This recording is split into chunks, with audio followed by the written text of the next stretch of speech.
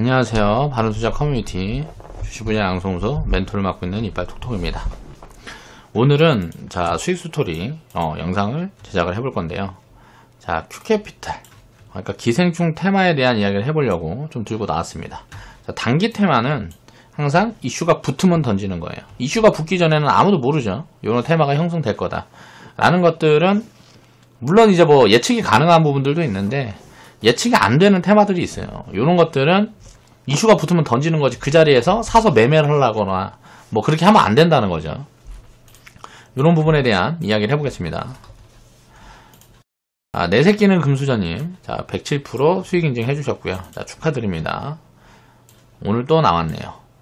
큐캐피탈, 요 부분에 대한 이야기를 해볼게요. 이거는 이제 추천을 했던 부분들이 굉장히 여기 1000원 위에서 1000원이었나? 900원이었나 이랬던 것 같아요. 그러니까 사실 수익이 있는 그게 아닙니다. 근데 내 새끼는 금수저님이 여기 밑에서 사서 이제 수익이 난 구간이고, 보면 여기에서는 이제 분할 매도를 하셨는지 일괄 매도를 하셨는지 모르겠지만 여기 올라왔던 흐름이 기생충 관련 테마로 움직였단 말이에요. 창투사가 뭐예요? 투자를 하는 회사들이에요. 그러니까 여기저기다 투자를 한단 말이에요. 그러니까 이런 이슈가 붙을 가능성들이 굉장히 높아요. 창투사 중에 그 전에 SV 인베스트 이런 것들은 인베스트 얘네들은 어떤 테마로 붙었었을까요? 요거는 이제 방탄소년단 테마로 붙었었죠. 등등 해가지고 요런 테마가 어떤 흥행 요소라든가 뭔가 대박나는 뭐가 있으면 계속 붙는단 말이에요. 이런 테마들이. 그러니까 밸류 매력 있을 때 사두면 계속 해준다는 거죠. 그러면 밸류가 그렇게 맞춰서 성장하기 전에 주가가 이런 이슈로 빨리 튀면 어때요? 매도 포지션들을 굉장히 많이 주는 거예요. 그런 부분들로 이제 생각을 해봐도 된다. 그래서 창투사들이 사실 투자하기 굉장히 편합니다. 많이 빠져가지고 밸류 매력이 생긴 거에 담아두고 나중에 이슈가 붙었을 때 팔면 돼요. 요런 관점으로 이제 운영을 하면 된다. 창투사 관련되는 투자는. 반복되는 테마, 요런 것들에 굉장히 기회를 많이 준다는 거죠. 이번에 이거가 지금 기생충 테마로 움직이기 전에 무슨 테마가 붙었었어요? 그전에는 가상화폐 테마가 붙었었죠. 가상화폐 기업 어디에 투자를 했다 하면서 가상화폐 가격 움직이니까 창투사들 막 튄단 말이야. 그럴 때가 이제 계속 매도 타이밍이라는 거예요. 기생충 테마 대장주들은 아무것도 없습니다. 제자리 찾아갈 거라는 거예요. 바른손 ENA가 움직이고 있는데 실질적으로 바른손 ENA가 투자한 걸로 알고 있어요. 이게 제작사인가 그런 걸로 알고 있어요. 실질적으로 투자한 게 아니기 때문에 제작사라 그러면 이득이 많이 없죠. 일단 제작이 딱 되면 얼마 받기로 하고 이제 계약을 해서 하는 거니까 직접 자기들이 투자를 한 경우들이 아니면 보통 이렇게 진행이 되는 걸로 알고 있고, 그러니까 바른손 ENA가 투자한 건 없는 걸로 알고 있어요. 그러니까 제작만 해준 걸로 알고 있습니다. 제작하는 데만 인력대고 뭐하고 요런 거 한 걸로 알고 있어요. 그러니까 실질적으로 수혜가 없다는 거죠. 기생충이 대박이 나고 여기에서 초과적인 어떤 뭐가 생긴다 그래도 사실 바른손 ENA는 호재 요인이 없는데 그냥 주가가 가볍고 적자 기업이고 하다 보니까 많이 튄 거라고 생각을 하면 될 것 같습니다.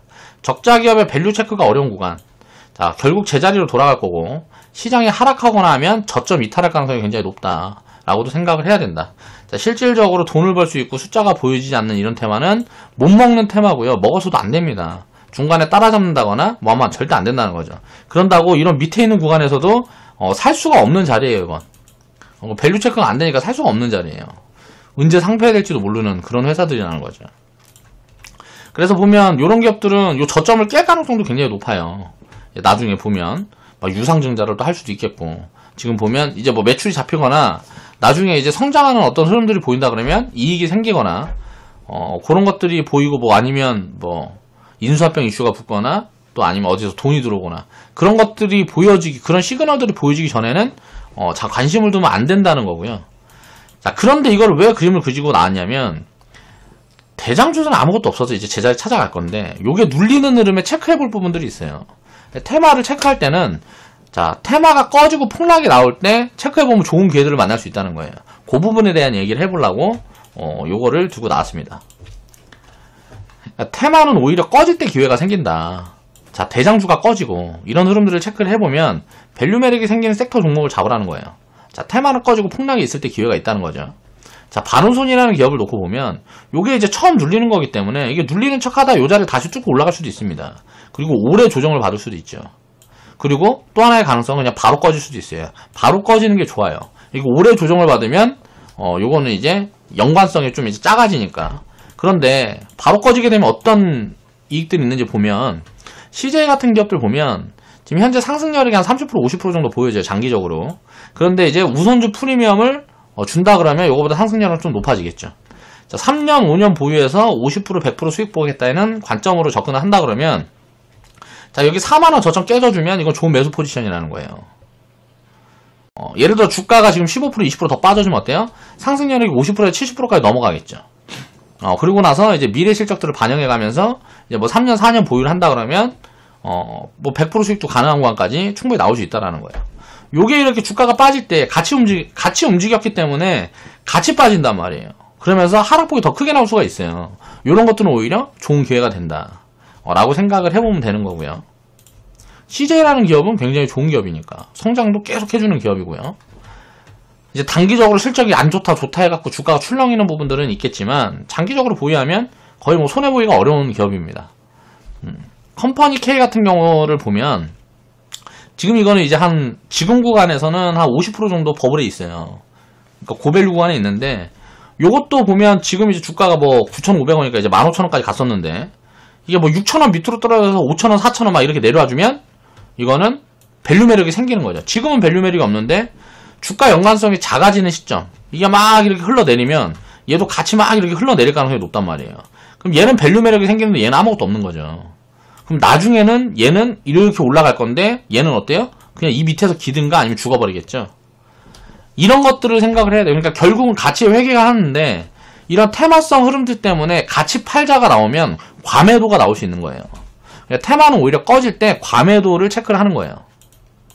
관련 테마에 엮여갖고 움직이는 척하다 밀리는 종목들 중에 밸류 매력이 생기는 종목들을 체크를 해보면 장기적인 기회가 될 수 있다는 거죠. 그래서 컴퍼니 K 같은 경우는 만약에 이런 자리 깨지고 뭐하고 하면 요건 이제 뭐 장기 추천 나갈 겁니다. 그러니까 그런 부분들을 이제 생각을 해보시면 되고요. CJ 우선주 같은 경우는 모르겠어요. 나갈지 어쩔지 모르겠지만 장기적으로 보유하기에는 나쁜 기업이 아니다. 그런데 진짜 긴 관점으로 보유를 해야 되기 때문에 마음은 이미 먹고 이런 좋은 기회가 오면 뭐 추가 매수를 한다든가 해서 보유를 해가면 되겠죠.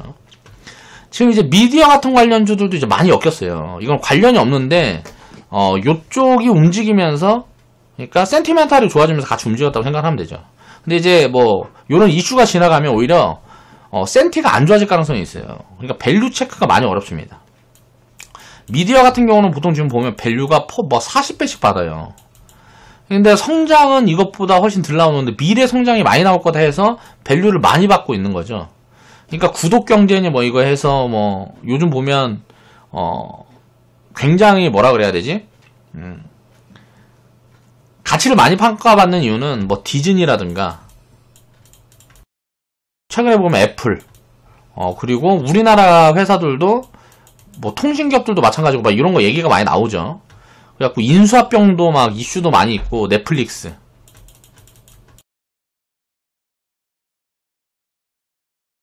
그러니까 뭐 콘텐츠 단가들이 많이 높아지고 계속 올라가고 요런 시장들이 성장을 계속 하고 있다 보니까 자 밸류를 많이 받는 건데 저는 사실 지금 구간에서는 이제 밸류가 부담스러운데 장기적으로 굉장히 안정적인 기업이다라는 부분들이 확인이 된다 그러면 요거는 이제 뭐 테마성 움직임이라든가 이런 것들은 계속 나올 수 있을 것 같아요.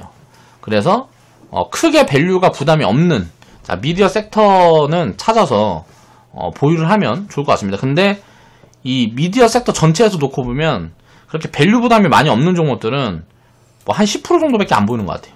나머지는 거의 다 밸류 부담이 보여지고 밸류 부담이 크게 안 보여지는 종목들은 한 요 정도 내외다. 그래서 전체적으로 좋다고 이제 설명드리기는 어려울 것 같고 오히려 이런 창투사라든가 이런 부분에서 좀 기회가 나올 것 같고요. CJ 우선주 같은 경우도 마찬가지고. 근데 이거는 이제 이 기생충 테마에 대한 이야기를 한 거고 다른 테마에도 다 적용이 되는 부분들입니다. 그러니까 그 다른 테마군들에서도 이런 기회들이 계속 있기 때문에 테마가 꺼질 때를 오히려 공략을 하라는 거죠. 테마가 붙어있을 때는 따라잡으면 결국은 뭐 장기적으로 그 자리를 회복해주지 못할 경우도 굉장히 많아요. 그러니까 오히려 테마가 꺼질 때는 거의 요런 테마도 항상 과매도가 진행이 되는 경우가 많기 때문에 오히려 그런 과매도를 기회로 보자 라는 말씀을 드리는 겁니다. 그래서 반운손 ENA가 자 이게 꺼지는 흐름이 나오면 이렇게 꺼질지 한번 움직였다 이제 이렇게 한 번 더 움직여버리면 이거는 굉장히 오랜 시간 천천히 빠집니다. 왜냐하면은 물려있는 사람들이 많아서 여기서 물타기가 계속 들어가서 천천히 빠지는 거예요. 그런데 여기서 바로 밀어버리면 생각보다 물려있는 사람도 많이 없고 하기 때문에 과매도가 크게 나올 수 있어요. 그렇게 되면 요 매도가 나오는 흐름에서 같이 연계돼서 이게 빠질 때 같이 빠지다가 이게 살짝 들었을 때 뭐 들었다가 이제 다시 빠질 때 이제 거의 안 빠지고 얘는 많이 빠지고 요런 흐름들이 체크가 되면 요런 구간들이 이제 뭐 거의 다운 구간이란 말이에요. 요런 부분들을 잘 체크를 해서 편입을 해본다 그러면 좋은 기회들을 만날 수 있다는 거죠. 테마는 이런 단기 테마 같은 경우는 이슈가 붙으면 내가 이슈를 예측하고 있는 게 아니고 가지고 있던 종목들이 이런 이슈가 붙으면 때리는 거고요. 자, 때리는 포지션들은 내가 잘 모르겠으면 나눠 팔면 되고 포지션을 잡을 수 있는 분들은 그냥 팔면 되고 이제 밀렸을 때 이제 밀리기 시작할 때 과매도를 공략을 하면 장기적으로 굉장히 유리한 포지션을 잡을 수 있다는 거죠.